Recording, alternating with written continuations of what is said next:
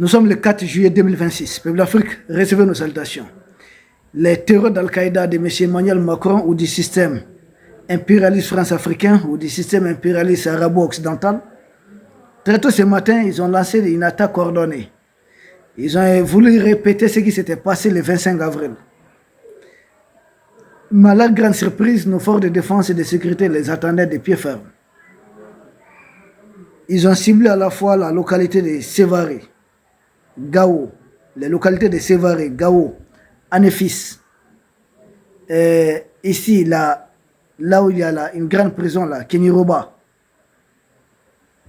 Mais à leur grande surprise, et même à Gelok, à leur grande surprise, les attaques ont été continues. Mais comme moyen utilisé, d'après les informations recueillies sur le terrain, ces terreurs dotées, nous on a parlé de la complicité de Zelensky. Lui qui appelle le monde entier à l'aider là-bas, il fournit des drones pour appuyer Al-Qaïda et nous attaquer ici. Donc des drones kamikazes comme à leur habitude et autres équipements. Des équipements que ce n'est pas quelqu'un qui roule en moto. Nous n'avons pas de tels équipements.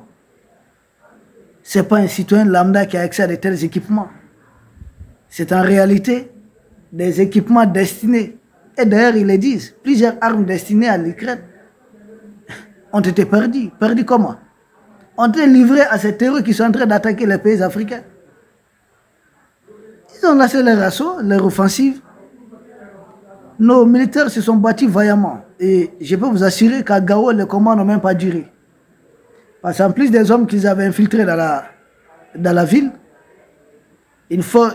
l'autre force qui venait, ils n'ont pas pu avoir. Parce que l'armée a très vite détruit déjà depuis au niveau des checkpoints. Ils n'ont pas pu faire le poids. Donc à Gao, les combats n'ont même pas duré. Les combats ont été brefs, vous les connaissez, non? Dès qu'ils sont en difficulté, ils essaient de fuir, de courir. Souvent même se déguiser. On a vu certains essayer de s'habiller en femme pour sortir. Donc à Gao, ils ont perdu beaucoup d'hommes. Ils ont perdu quelques hommes. Ils ont très vite pris la tangente. Et je crois que le ratissage qui était en cours permettra sans doute de neutraliser beaucoup d'entre eux. L'Afrique, au niveau de la localité de Sévaré, c'est là qu'ils ont le plus mordu de poussière, selon moi, mon analyse, des premières attaques qui ont été lancées. À Sévaré, ils ont perdu beaucoup d'hommes. Parce qu'ils sont venus, ils sont frontés à un mur de béton. Frottés à un mur de béton. Ils n'ont pas pu progresser. Rapidement, nos militaires les ont détruits, les ont traqués, les ont poursuivis. C'est pourquoi vous allez voir à travers les images beaucoup de corps éparpillés, corps des terroristes, des mercenaires d'Al-Qaïda éparpillés au niveau de la localité de Sévaré. L'Afrique, au même moment, des opérations étaient en cours aussi autour d'Anefis. Et Anefis avait beaucoup capté mon attention. Pourquoi? Parce que c'est une ville, comme on va appeler, une tête de pont vers Kidal. C'est-à-dire c'est le verrou stratégique avant Kidal. Donc les terreurs mercenaires d'Emmanuel Macron et de M. Tebboune voulaient repousser notre présence à partir d'Anefis qui se trouve dans la région de Kidal. Donc c'est une ville qui n'est pas aussi éloignée de Kidal. C'est très proche de Kidal. Et chaque fois que vous attendez qu'il y a une opération de libération de Kidal, généralement, ça part d'Anefis.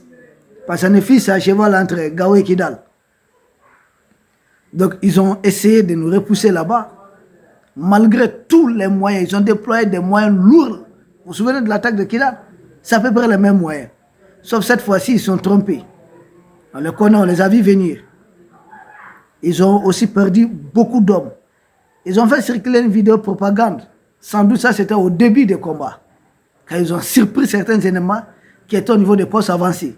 Mais très tôt, les autres éléments qui sont un peu en arrière, ont riposté, ont appuyé et on a mis l'ennemi en déroute. Déroute totale. Dembadane même. L'Afrique, en effet, ils n'ont pas fait le poids.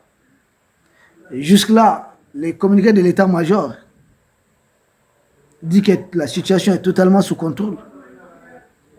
Mais les détails de ce qui s'est passé à Gelok, je n'ai pas encore eu ces détails. Nous continuons de nous informer, de chercher des informations et nous reviendrons vers vous en ce qui concerne les détails de ce qui s'est passé à Kidal, comment est-ce que nos forces de défense et de sécurité sont battues vaillamment. Mais entre-temps, les terreurs, une fois qu'ils ont perdu à Sévaré, à Gao, à Nefis, à Guélok, partout, quelques heures après, ils ont commencé à lancer une deuxième série d'attaques. Et cette fois-ci, c'est contre la localité de Kona. Vous vous souvenez de la localité de Kona? En 2012, quand la jeune française est arrivée là. Ah oui, Kona est menacée. Donc il faut intervenir rapidement, sinon ils vont descendre sur Bamako. Or, l'objectif n'était même pas Bamako en tant qu'était. Et puis ils n'avaient pas les moyens. Bamako a plus de 600 km de là-bas, voire 700. Mais c'est leur propagande. Hein. On a sauvé Bamako à plus de 600 km, plus de 700 km. Bon, si ça peut les soulager. Donc Kona, ils ont attaqué Kona. Quelques heures après, qu'ils ont mordu la poussière à Sévaré. Donc ils ont mené beaucoup d'hommes. Ils voulaient au moins, c'est un exploit quoi. Un exploit pour ensuite filer ça à qui ça? Serge Daniel, Wassim Nasr, qui va venir s'asseoir raconter de n'importe quoi. Ils se sont attaqués à la localité de Kona. Et là-bas encore, les terreaux ont mordu la poussière. Ils ont perdu beaucoup d'hommes. Au même moment, ils étaient en train de se rassembler pour essayer d'attaquer la localité de Somadougou. Et là aussi, ça n'a pas fonctionné. La localité de Somadougou. Pendant qu'ils étaient en plein rassemblement, les renseignements ont permis de détecter à temps réel leur lieu de rassemblement. Et nos vecteurs aériens n'ont pas fait avec des demi-mesures. Les terreaux à ce niveau encore ont été pulvérisés. Si vous constatez, ici c'est presque l'hivernage, il y a la boue par-ci par-là. Mais c'est le moment choisi pour ces terreaux pour essayer des attaques suicides. Ils ont fait 3 au Burkina à la fois, simultanément, 4e, ils ont perdu plus de 300, voire plus de 400 combattants. Ils ont tâté du côté, je ne sais pas, du Niger.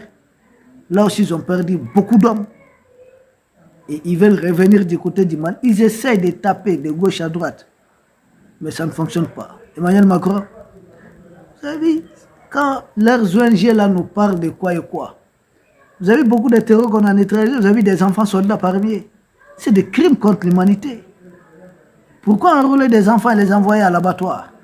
Vous ne verrez ça jamais dans les rangs de l'armée malienne ou d'une armée des pays de l'Est. Les fameux spécialistes experts en droit qui défendent les actions terroristes contre nous ont-ils perdu leur langue? Peuple d'Afrique, nous vous reviendrons avec d'autres informations possibles. Merci.